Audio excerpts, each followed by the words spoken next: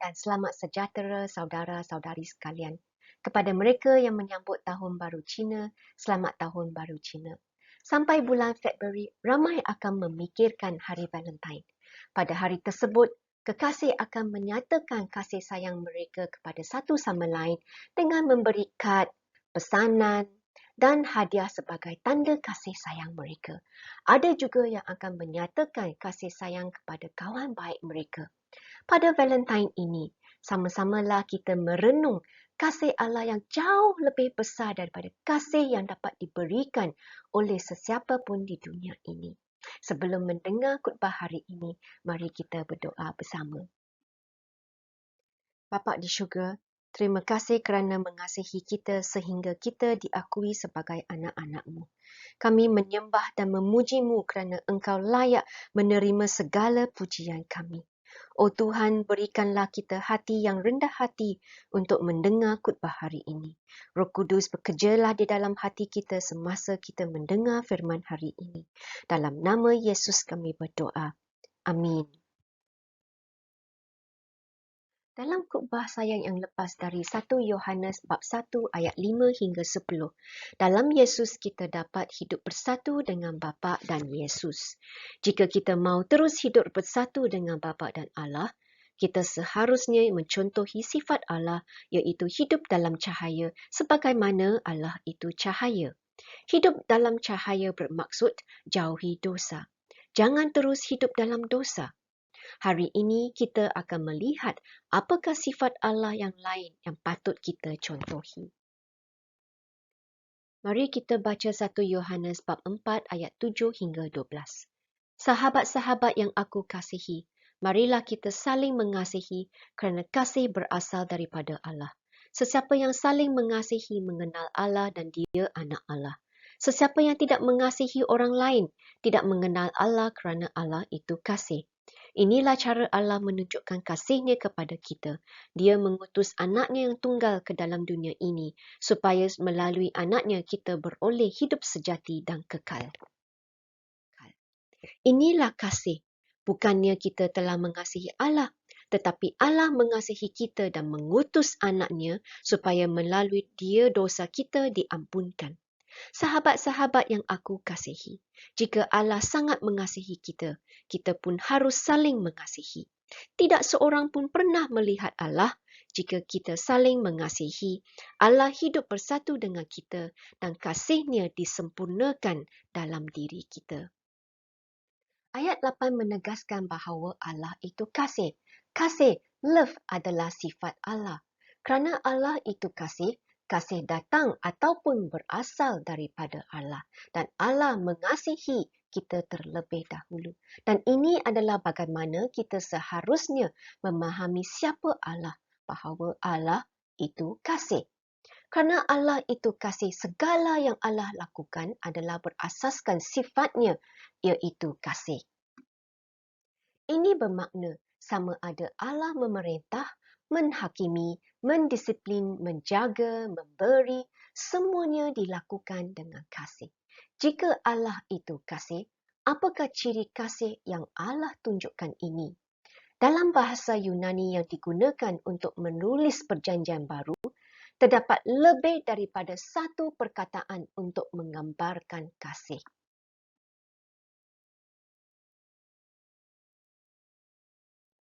Terdapat 4 jenis kasih dalam bahasa Yunani. Yang pertama, eros, cinta erotik ataupun romantik di antara kekasih. Kedua, philia, kasih di antara kawan. Ketiga, storge, iaitu kasih sayang ibu bapa kepada anak-anak. Dan yang keempat, agape, iaitu kasih tanpa syarat ataupun kasih yang mengorbankan. Di antara keempat-empat jenis kasih, agape adalah perkataan Yunani yang digunakan dalam 1 Yohanes bab 4 untuk merujuk kepada kasih Allah yang mengorbankan. Ya, maksudnya sacrificial love. Dari 1 Yohanes bab 4 ayat 9, kita mendapat tahu bahawa Allah menunjukkan kasih besarnya kepada kita dengan mengutus anak-Nya yang tunggal ke dalam dunia ini, supaya melalui anak-Nya kita boleh beroleh hidup sejati dan kekal. Saudara-saudari sekalian, kita berdosa, namun Allah mengutuskan anak tunggalnya untuk menyelamatkan kita daripada dosa. Dosa adalah masalah serius manusia dan memerlu pengorbanan dan pampasan yang setimpal dengan dosa kita. Soalannya, siapakah yang rela mati bagi orang yang berdosa? Roma bab 5 ayat 7 hingga 8 berkata demikian. Susahlah orang mau mati bagi orang yang mentaati hukum agama. Mungkin ada orang yang bersedia mati bagi orang yang baik hati. Tetapi Allah telah menunjukkan betapa besarnya kasih-Nya kepada kita kerana Kristus mati bagi kita semasa kita masih berdosa. Dari ayat ini, jarang sekali orang akan sanggup mati walaupun untuk orang yang baik. Tetapi kalau orang yang berdosa, tidak seorang pun, kecuali Yesus Kristus.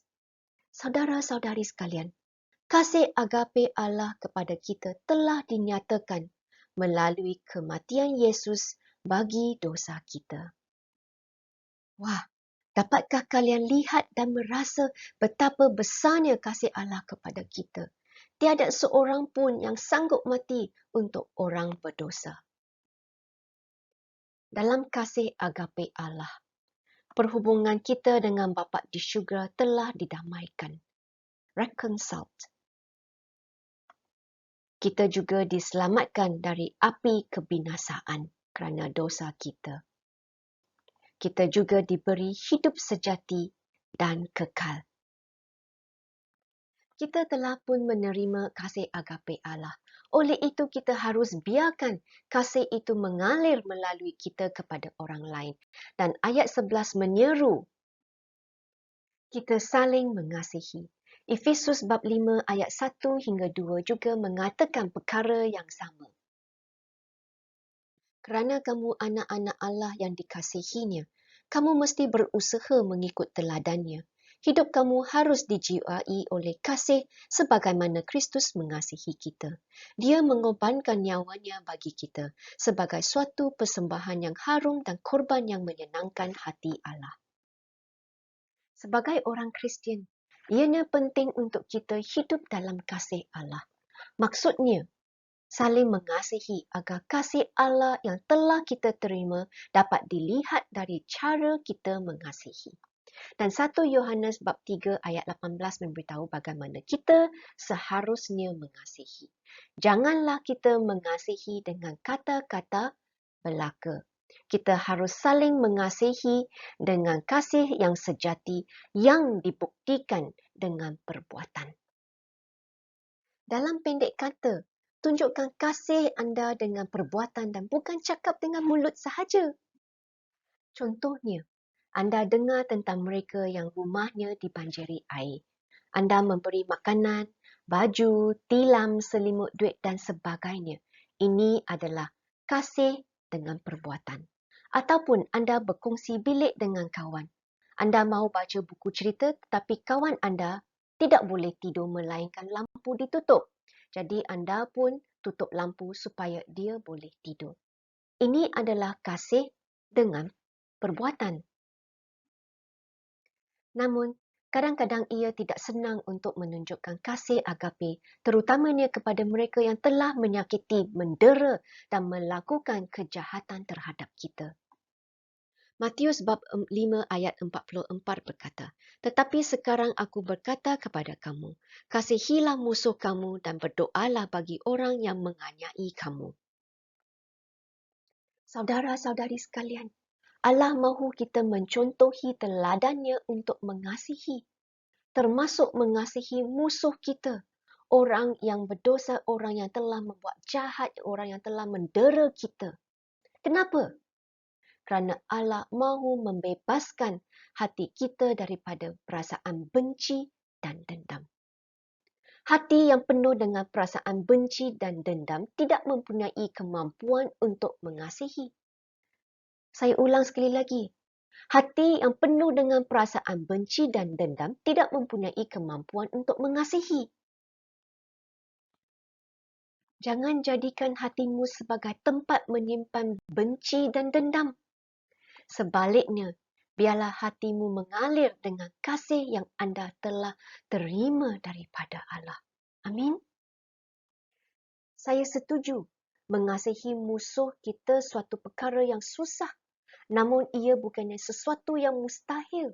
Anda boleh pilih sama ada untuk mengasihi ataupun terus menyimpan benci dan dendam terhadap musuh kita. Saya mahu memberitahu kalian sebuah cerita untuk mengakhiri sesi khutbah hari ini. Ernest Gordon menghabiskan masa 3 tahun dalam kem tahanan Jepun semasa Perang Dunia Kedua. Pada suatu hari, pegawai yang bertanggungjawab itu sangat marah kerana dia mendapati satu penyodok telah hilang. Dia meminta penyodok yang telah dicuri itu dikembalikan. Tetapi tidak ada sesiapa mengaku mencuri penyodok itu. Ketua itu mengeluarkan pistol dan menggugut akan membunuh semua. Ernest dan yang lain tahu bahawa ketua itu tidak teragak-agak untuk membunuh mereka. Kemudian seorang lelaki melangkah ke hadapan. Ketua itu menyimpan pistolnya lalu mengambil penyodok dan membukul lelaki itu sehingga mati. Ketua meminta mayat lelaki itu dikeluarkan. Selepas itu, kiraan kedua penyodok telah dijalankan dan mendapati tiada penyodok yang hilang. Ia adalah kesilapan mengira. Seorang lelaki yang tidak bersalah telah menyerah dirinya untuk mati demi orang lain. Kejadian ini membawa impak yang besar kepada mereka. Mereka mula saling menjaga, menolong dan mengasihi. Dari cerita ini, ia menggambarkan dua perkara. Yang pertama, lelaki yang mengorbankan hidupnya menunjukkan kasih agape kepada askar-askar yang lain, seperti cara Allah mengasihi kita. Yang kedua, kasih agape ini telah mengubah hidup askar-askar ini. Mereka telah dikasihi oleh lelaki itu dan kini mereka saling mengasihi. Saudara-saudari sekalian, sama juga apabila kita sudah menerima kasih agape Allah. Ia mengubah hidup kita. Kita secara semula jadi akan saling mengasihi seperti askar-askar itu. Tidak mungkin kita kekal tidak berubah. Rumusan 1 Yohanes bab 4 ayat 7 hingga 8 ialah begini. Sesiapa yang saling mengasihi, itu menunjukkan bahawa dia mengenal Allah dan adalah anaknya kerana Allah itu kasih. Sebaliknya, jika sesiapa tidak saling mengasihi, dia tidak mengenal Allah dan bukan anaknya. Dan jika kita saling mengasihi, 1 Yohanes bab 4 ayat 12 berkata, kita hidup bersatu dengan Allah dan Allah yang tidak dapat dilihat kini boleh dilihat melalui kasih kita. Izinkan saya merumuskan apa yang kita telah dengar hari ini. Allah itu kasih. Dia sumber kasih dan dia mengasihi kita terlebih dahulu. Segala yang Allah lakukan adalah berasaskan kasih. Dalam kasihnya Allah mengutuskan Yesus. Oleh kerana kita telah pun menerima kasih agape Allah, kita seharusnya saling mengasihi. Dan jika kita saling mengasihi, ia menandakan bahawa kita mengenal Allah, bahawa kita hidup bersatu dengan Allah, dan kasih Allah dapat dilihat. Dunia memerlukan kasih agape. Kita hidup dalam dunia yang kekurangan kasih. Kita baca berita mengenai penceraian, penipuan, pembunuhan, penyiksaan dan sebagainya.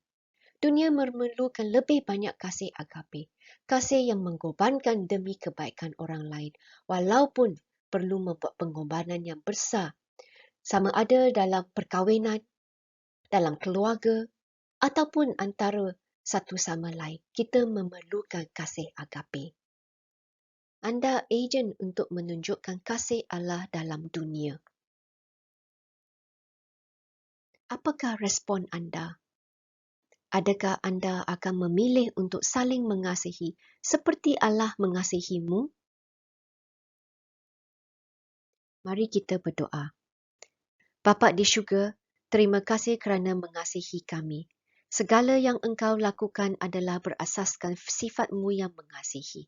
Bapa, Bantulah kami menjalani kehidupan seharian dengan saling mengasihi dengan kasih agape, walaupun perlu membuat pengorbanan yang besar. Semua ini kami berdoa dalam nama Yesus. Amin. Sehingga kita bertemu minggu depan, Tuhan Yesus Kristus menjaga dan melindungi kamu. Jumpa lagi.